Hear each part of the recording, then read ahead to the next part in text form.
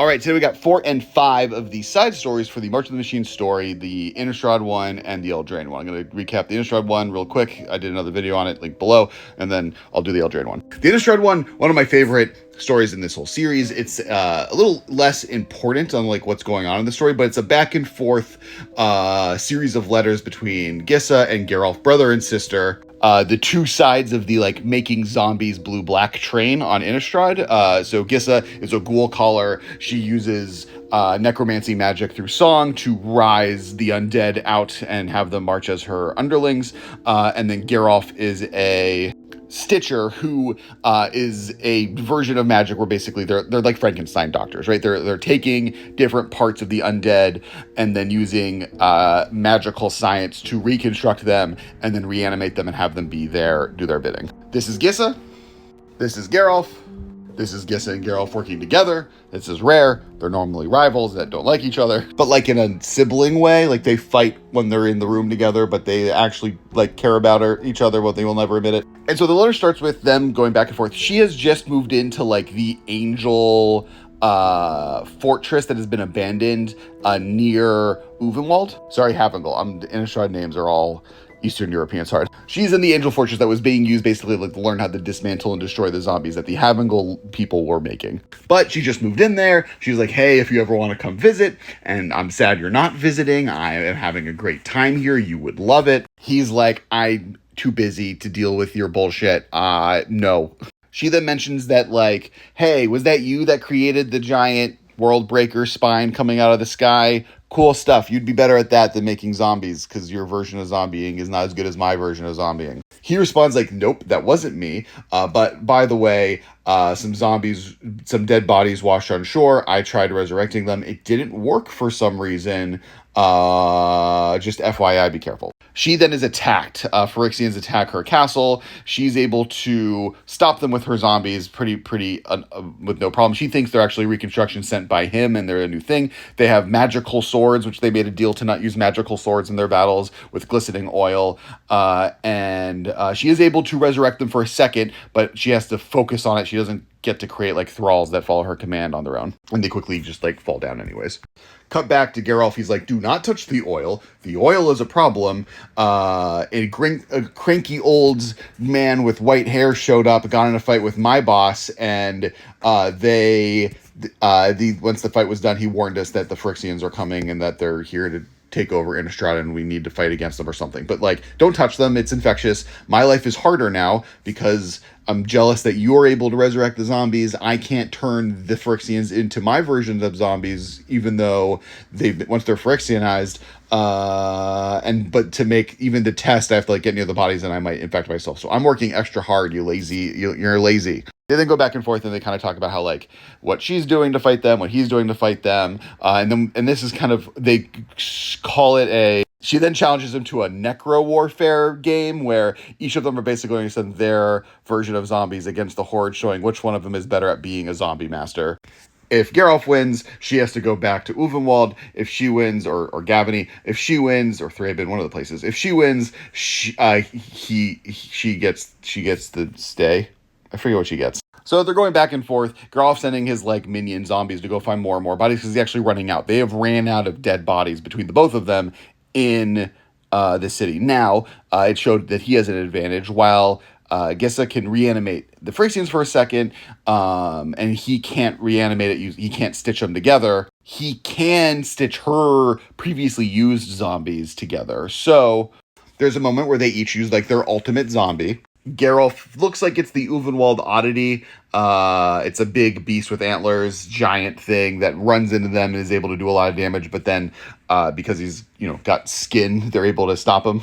And then it feels like Gissa reanimates a hullbreaker horror off the coast. It's described as a kraken, lobster, crab monstrosity. But because once it gets on land, its little bitty legs aren't able to fight against them, so they're able to cut the legs off.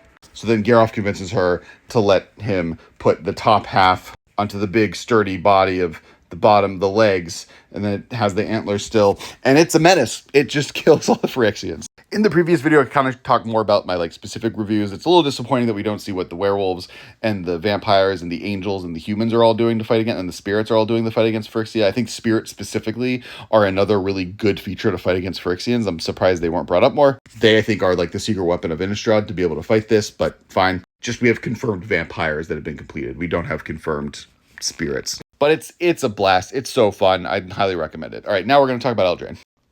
Also, but before Eldraine, just the way they refer to Soren as just like a cranky guy with white hair who's told them about all this was like also really good. And for the Eldraine story, which is the second story of the evening, we follow Rankle, Master of Pranks. He starts out in a fight with, he's about to be coronated as the King of the Fae, except that, you know, none of them like him. And so as soon as he gets his little crown and sits on his throne, they rip him up into a trap and tell him that he has to leave because he's mean to them. Apparently he sewed one of their mouths shut, and the other one, he's not a nice guy. So they get a little bit of a scuffle. Mags, one of the other Fae, stabs his wing, making it so he can't actually fly anymore. And just disgruntled, he walks away in just sadness and goes to the town, deciding that he, you know, his next plan is to steal some money. So he might as well steal something. On his way there, he sees a raving old man talking to a crowd of people and notices that the man has money, and so he's going to steal from that old man. That old man ends up being Eldraine, and he's trying to warn the townspeople that some great evil is on its way and that he must go talk to the queen, otherwise this evil will befall on everyone. All the townspeople. It's very Belle's dad, Maurice, with the townspeople for Beauty and the Beast. They're all like, no, we're not listening to you, old man, get out of here. And so he goes and starts walking to Castle Lochthwain. Rankle's following him, kind of trying to sneak behind him to steal his gold.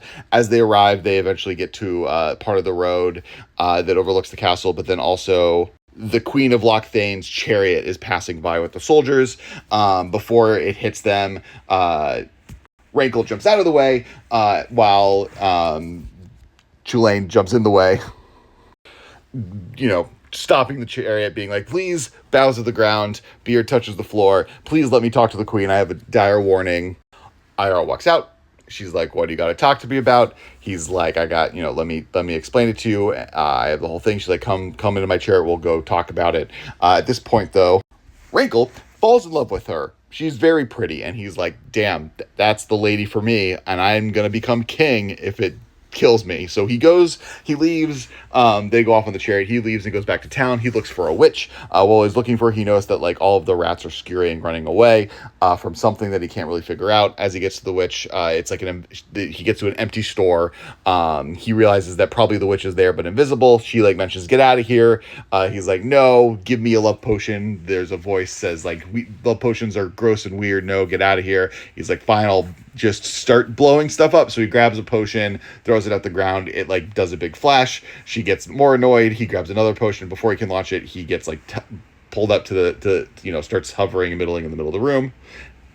And the witch is like, how about you come with me? I'm going to go see the other Fae because something bad is about to happen. I need you to run with me. And he doesn't understand because he's a fairy prank master gremlin. So instead, the very kind witch who feels bad for this, for him, is like, how about this? How about I put you on a mission to go find a love flower that will help you make your love potion? He's like, ooh, a love flower? Absolutely, I'll do that. He goes and runs off into a forest.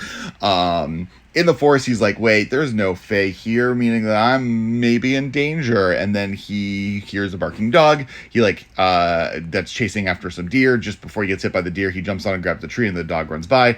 And he doesn't realize it, but we realize that it's a Phyrexian dog. And then he tries to pet the puppy. The dog is about to kill him. He's like, I'm going to die, whatever, closes his eyes. And then he hears a crunch as the dog is kind of half by. Torbran is there, and he has a gold. Torbran is very concerned with the fact that, Phyrexians have basically taken out every castle. He says every castle has been destroyed or taken over. The Kenriths have been killed. You have to work with me, young fairy, to save the world. He has a plan. That plan is a wishing ring. They go off to Castle Lochthwain to be able to defeat it. They sleep over at night. He turns the ring into a caterpillar to steal it. It's very cute. He starts making random wishes because he doesn't understand the direness of what's going on. Long story short, he figures out how dire strait they're in and decides to turn rain into love potions, forcing all of the Phyrexians to fall in love with him and chase him off of a cliff into a cavern. Story is very cute, but the thing we didn't learn is that did Urbrask and Iara get married? Her card is called Queen of the Forge. The tabloids need to know if the marriage of the century has happened. Also, where are like the Kenrith, children and Garrick and the gingerbread cookies? Are we getting Phyrexian gingerbread cookies? So many questions. So many.